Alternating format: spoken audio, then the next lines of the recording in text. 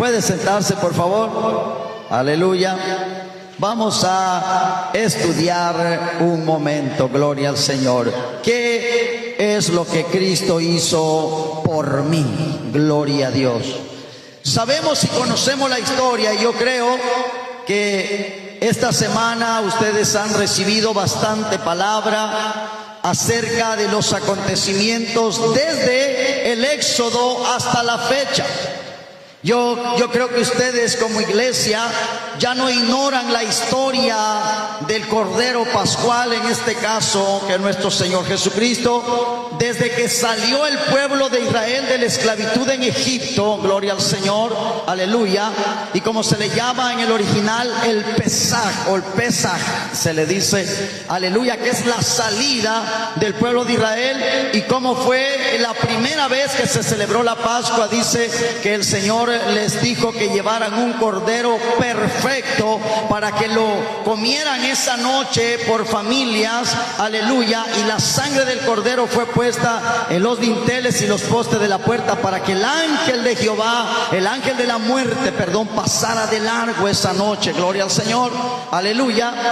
Y así el pueblo dice que no debería de dejar nada de lo que era el cordero, tenían que comérselo, la parte que les tocaba completa. Esto era simbolizando que necesitaban traer el cordero dentro de ellos. Ahora el apóstol Pablo en el Nuevo Testamento dice, ya no vivo yo, ahora Cristo vive en mí. Nosotros traemos el Cordero Pascual dentro de nuestro corazón, aleluya. Y así fue como comenzó la historia. El cordero que fue sacrificado y la sangre que fue tomada y puesta en las puertas es el simbolismo del Cordero de Dios que habría de venir, aleluya, a morir por la humanidad, gloria a Dios. Y es una historia tremenda, hermosa, extensa. Todo lo que Jesús hizo, aleluya, por nosotros en la cruz del Calvario es algo extraordinario, hermanos. Desde la entrada triunfal en Jerusalén, gloria al Señor, hasta el último suspiro de Jesús en la cruz del Calvario. Y a mí también esta semana me tocó compartir en 2 ocasiones por allí las 7 frases de Jesús en la cruz del Calvario, gloria al Señor.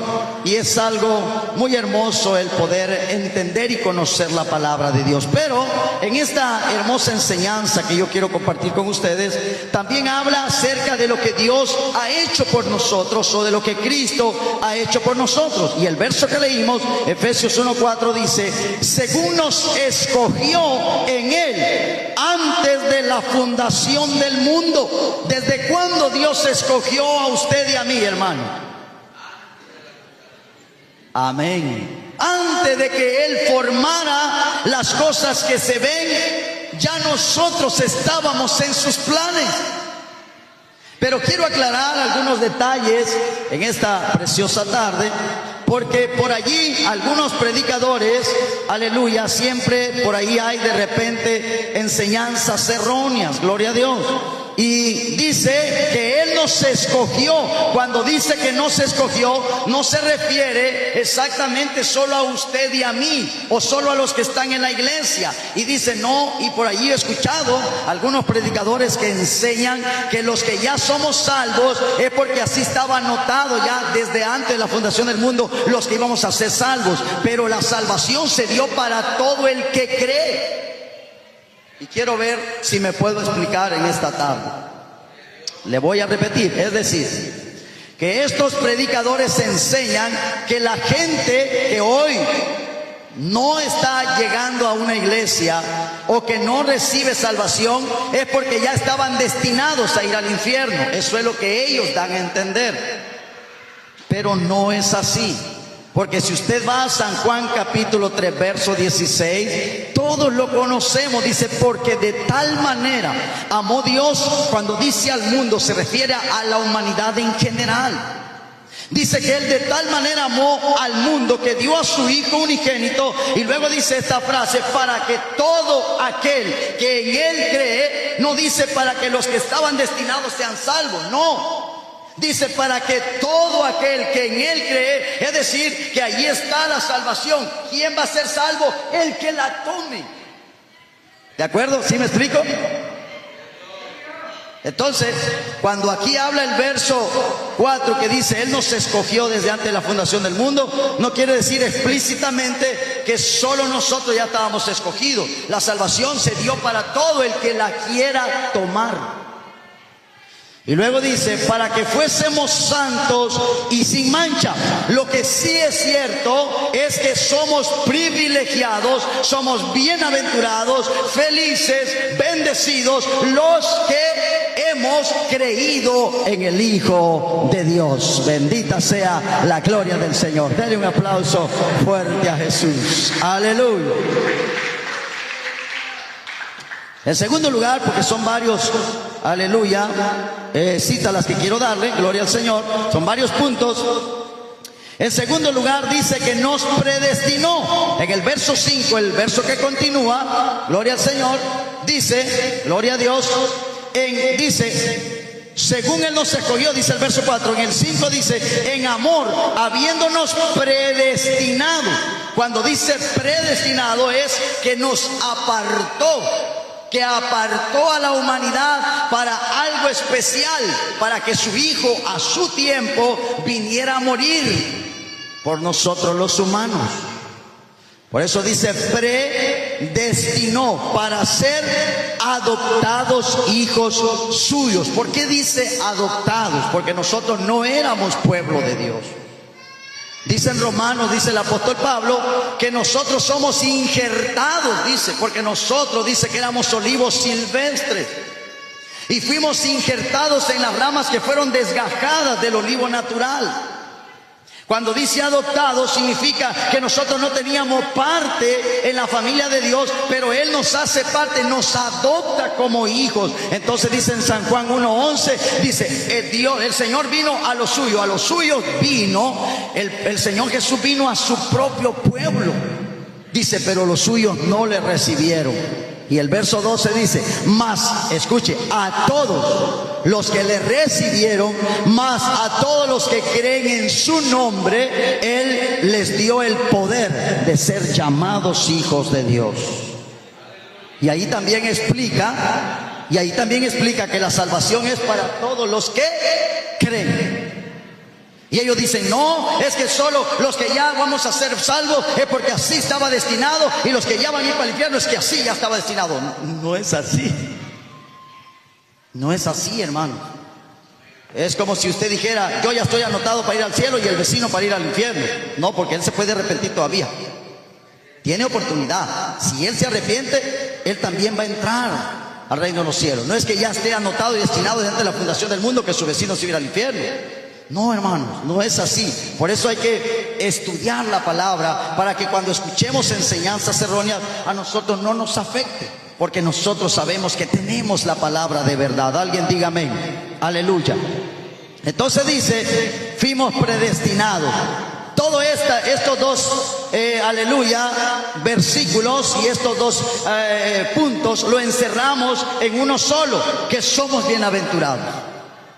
Bendecidos porque tenemos la oportunidad de que Él pensó en nosotros desde antes de la fundación del mundo. Él ya había pensado en usted, ya había pensado en mí. Él ya sabía que la humanidad iba a pecar, que Adán y Eva iban a pecar, y por eso Él ya tenía un plan. Y en ese plan está la salvación, está la destinación y la predestinación para los que han de ser salvos, gloria al Señor, para los que vamos o íbamos a recibir la palabra de Dios. Romanos 8:29 dice, gloria a Dios, Romanos 8:29 dice, porque a los que antes conoció, también los predestinó para que fuesen hechos conforme a la imagen de su Hijo, para que Él sea el primogénito entre muchos hermanos. Conoció a los que antes conoció. Levante la mano a los que creen que el Señor lo conocía desde antes que usted naciera.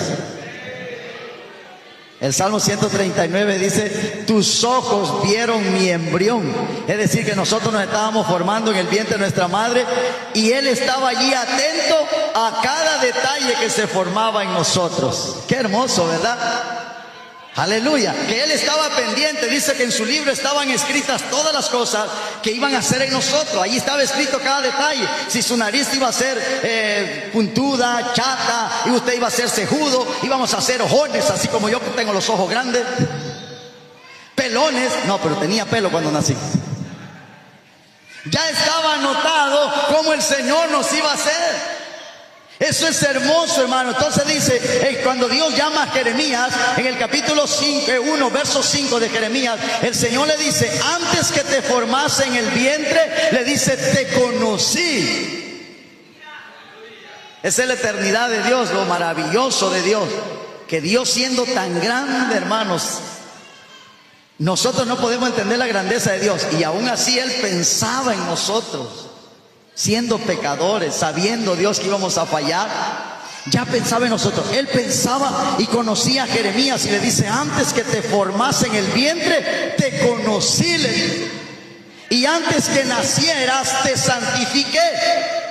En este caso, hablando ministerialmente, sí puede que había una predeterminación. O sea que Dios había predestinado, para un ministerio. Sí se puede pensar así. Es decir, Dios ya había predestinado que Jeremías iba a ser profeta para las naciones.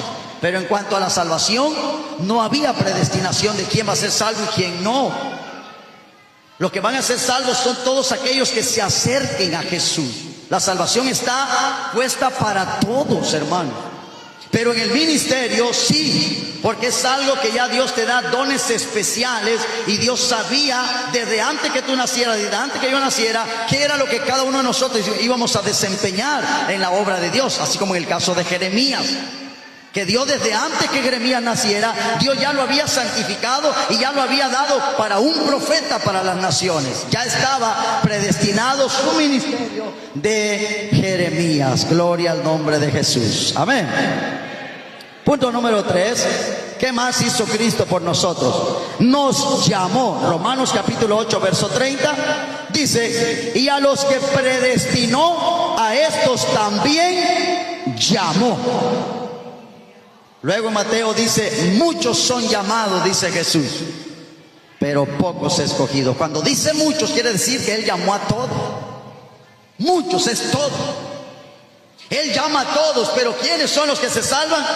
Los que deciden venir a Cristo. Los que deciden. Por eso la predicación se hace en las calles, la predicación se lleva a los hogares, se lleva a las cárceles, se lleva a los centros de rehabilitación. ¿Por qué? Porque no sabemos, aleluya, en dónde el Señor va a alcanzar a alguien o dónde alguien se va a entregar a Cristo. Lo que sí sabemos es que donde quiera hay gente que necesita de la misericordia y el perdón de Dios. Entonces Él nos llamó. Tenemos el privilegio de ser llamados para servir, llamados para hacer algo, llamados para salvación, llamados para vida eterna, llamados para ser hijos de Dios. Fuimos llamados por Él, hermano. Usted no está nada más aquí porque usted quiere. Usted y yo fuimos llamados por Él. Eso es algo especial, ¿no le parece?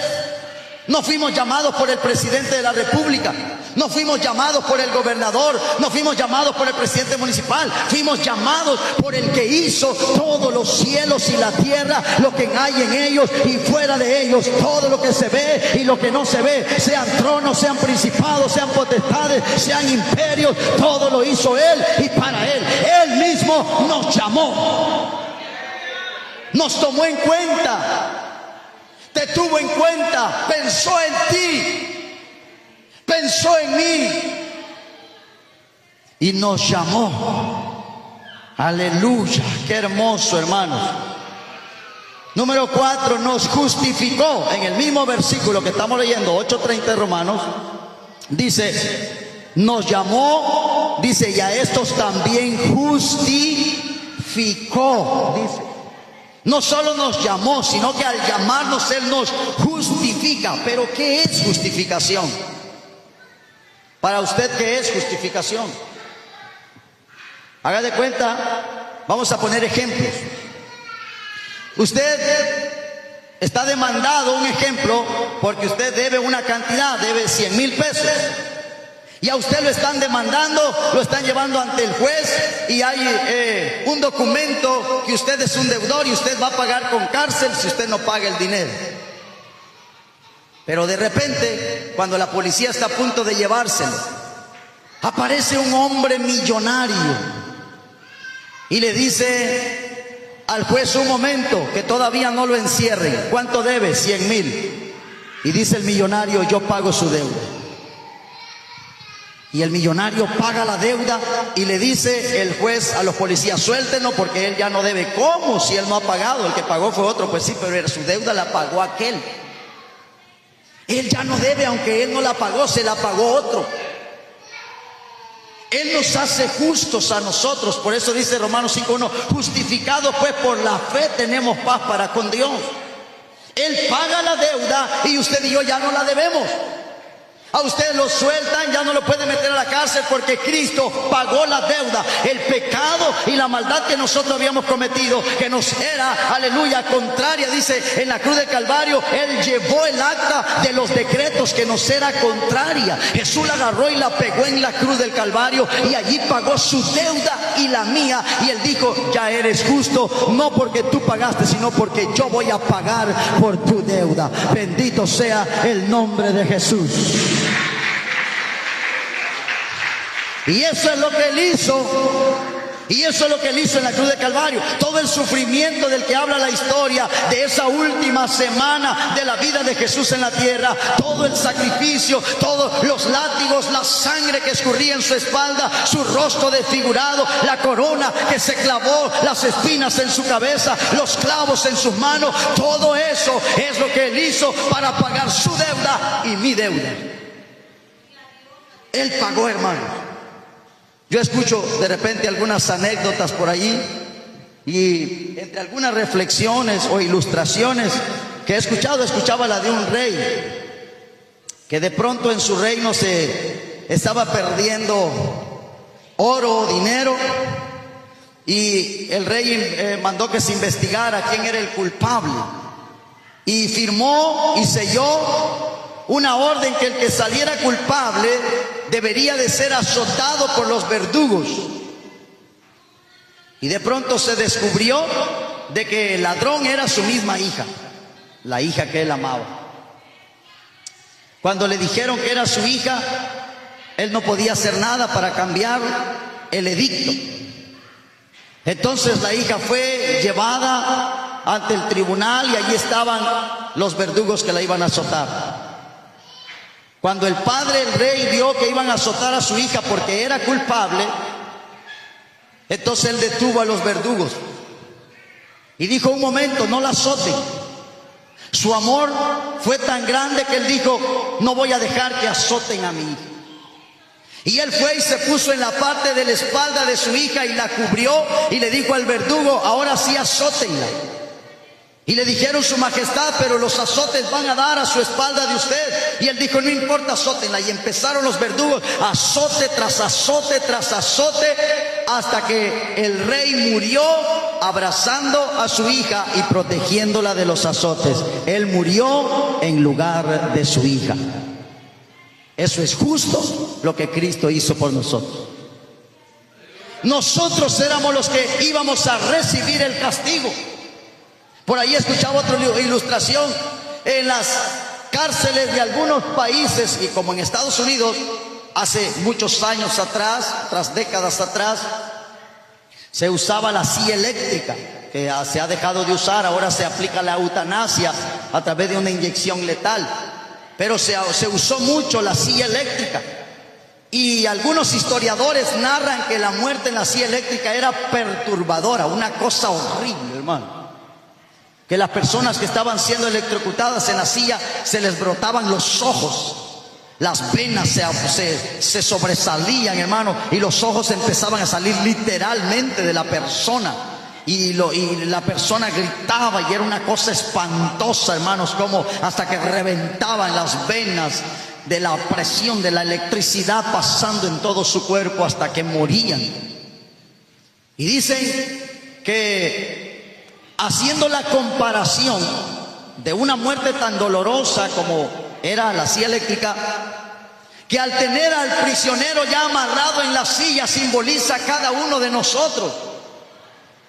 Pero en ese momento, cuando el encargado de bajar la palanca de la electricidad, en ese instante mismo, cuando se da la orden de que se electrocute al reo, al prisionero, entra un hombre y dice: momento, yo voy a tomar su lugar en la silla. Y el juez le dice: pero usted no puede hacer eso, porque él es el condenado, él es el que va a pagar. El diablo se opone cuando Dios perdona nuestros pecados a través de la sangre de Cristo.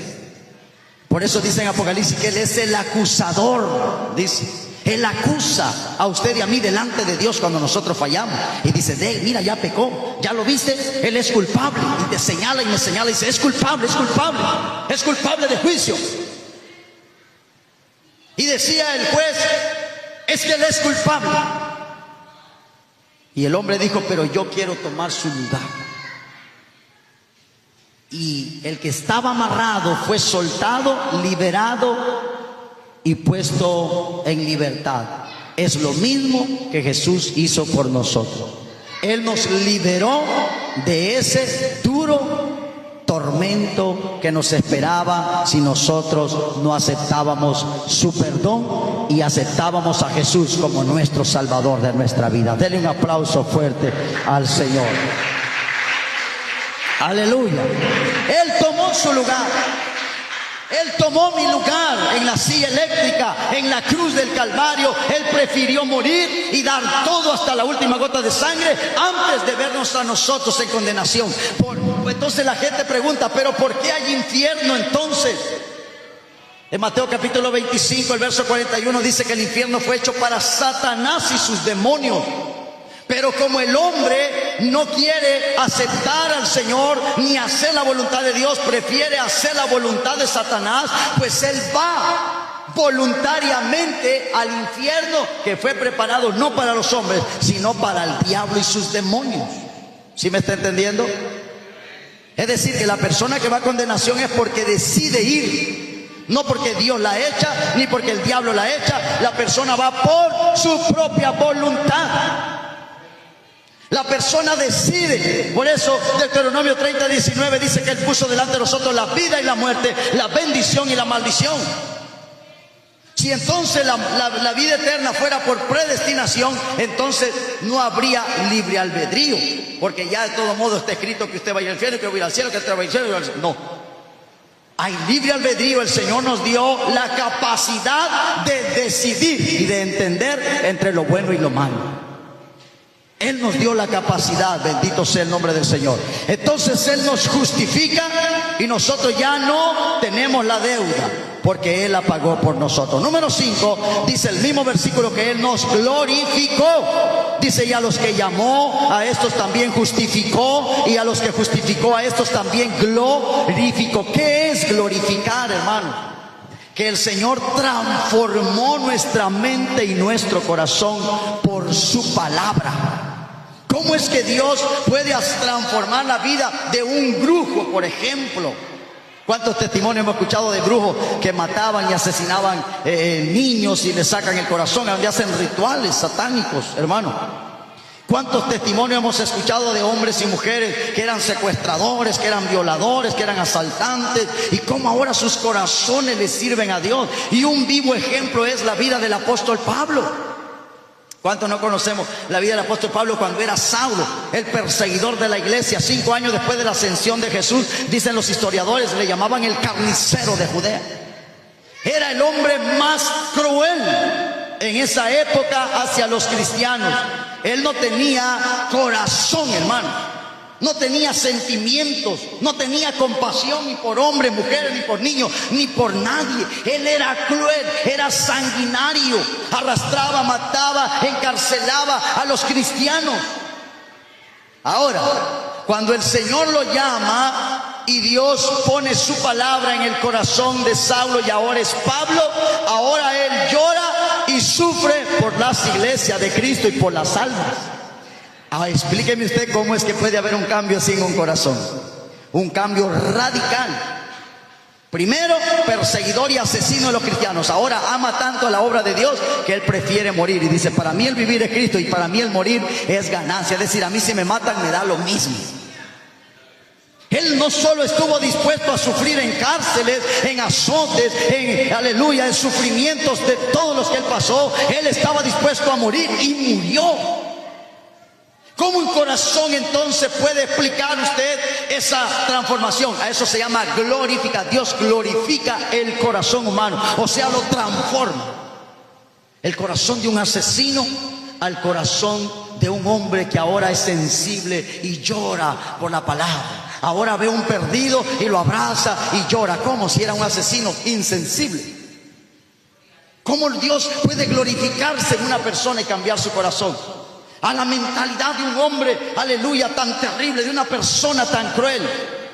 Eso es el trabajo del Señor. Eso es lo que el Señor hace en usted y en mí. Eso es lo que el Señor está haciendo y seguirá haciendo en la humanidad mientras, aleluya, Él no haya venido para llevarnos a la eternidad. Él va a seguir glorificándose en el corazón de muchas almas en todo el mundo. Dele un aplauso fuerte al Señor. Aleluya. Bendito sea el nombre de Jesús. Número 6. Nos redimió, dice Efesios capítulo 1 verso 7. Dice, en quien tenemos redención. ¿Qué es la redención, hermano?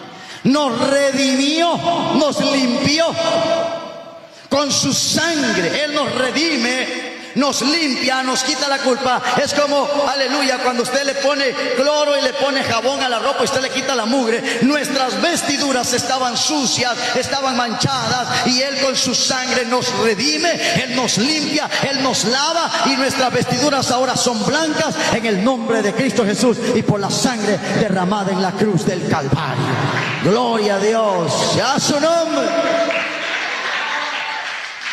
La redención. Él nos redime, nos limpia. El número 7 dice, nos perdona. Gloria al Señor. ¿Qué hace el Señor con nosotros? Él nos perdona nuestros pecados. Porque nosotros seguimos fallando, seguimos pecando. Desde que nosotros nos entregamos a Cristo, Él nos justificó, dice uno de los puntos anteriores, pero nosotros volvemos a pecar. Este es en el caso, pero como del ladrón que murió en la cruz. ¿Verdad que es la segunda frase en las 7 palabras que dan los viernes?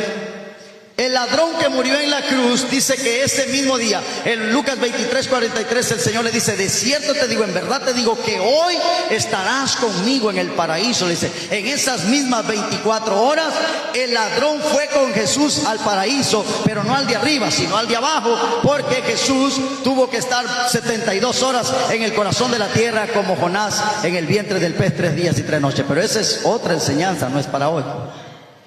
Solo le estoy más o menos aclarando que en ese caso el Señor justifica al que está clavado a su lado en la cruz, solo por el simple hecho de creer en Él. Porque el ladrón en la cruz, al momento que cree, le es revelado que Él es el Hijo de Dios y reconoce que Él tiene un reino no de esta tierra, sino un reino eterno. Y le dice el ladrón en la cruz, acuérdate de mí cuando vengas en tu reino.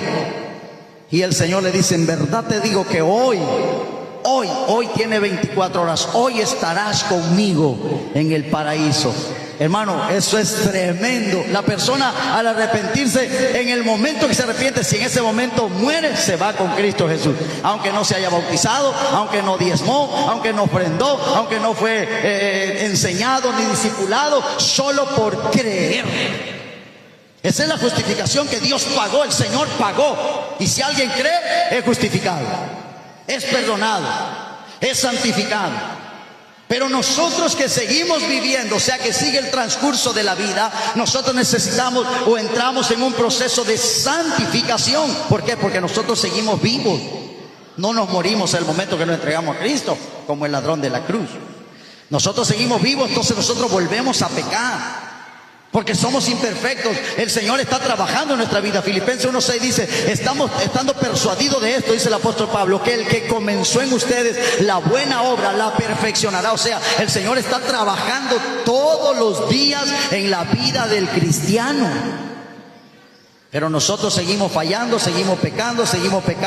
Por eso dice que Él nos perdona. ¿Cuándo? Cuando venimos inmediatamente decimos: Señor, fallé, dije una palabra, me enojé con la hermana, con el hermano, Señor, me airé, Señor, pensé mal, Señor, dije, Señor, perdóname. Y pedimos perdón, y Él dice: nos perdona. Primera de Juan 1:9 dice que el que reconoce su pecado, Dios es fiel y justo para perdonar su pecado y para limpiarlo de toda maldad. El Proverbio 28:13 dice que el que encubre sus pecados no prosperará, pero el que los confiesa y se aparta del pecado alcanzará misericordia. Ese es: alcanzará perdón. Pero el que los confiesa, el que reconoce, y luego dice, se aparta. O sea que no sigue en su mismo patrón de vida, de conducta. No sigue practicando el mismo pecado, sino que se aparta, se hace a un lado. Dice que el Señor le dará su perdón o alcanzará misericordia. ¿Están aquí? Denle la gloria al Señor. Entonces no se duerma. Gloria a Dios. Bendito sea el Señor. Número 8. Nos bendijo. Dice Salmo 115:12. Y más versículos hacia adelante del Salmo 115. Dice: Jehová se acordó de nosotros, nos bendecirá. Cuando nosotros le servimos al Señor, cuando nosotros nos volvemos a Cristo, Él no se olvida de ti y de mí. Él nos va a bendecir en su momento. Dice: Él se acordó de nosotros. Él no se ha olvidado de ti ni de mí. Solo que a veces nosotros corremos primero por la bendición económica, y luego, si me da tiempo, voy a la iglesia, y luego, si me da tiempo, voy al culto, y si me da tiempo, oro, y si me da tiempo, leo la Biblia. Pero es al revés. Mateo 6:33 dice que vamos a buscar primeramente el reino de Dios y su justicia, y las demás cosas Dios las va a añadir. ¿Cuándo? Cuando nosotros busquemos al Señor. Dice: Él se acordó de nosotros. Él no se olvida. Él nos va a prosperar, nos va a bendecir, nos va a proveer, pero debemos de poner en primer lugar a Él. Hay servicio, voy a ver y hacer todo lo posible para que yo esté allí. Voy a dejar lo que estoy haciendo para estar en el servicio, porque yo tengo un compromiso con Dios y yo sé que Él me bendecirá, porque Él dice: nos bendijo o nos bendecirá. Bendecirá la casa de Israel, bendecirá la casa de Aarón. Y ahí siguen los versículos, usted en su casa los puede leer. Todas las bendiciones que Dios le da a cada uno.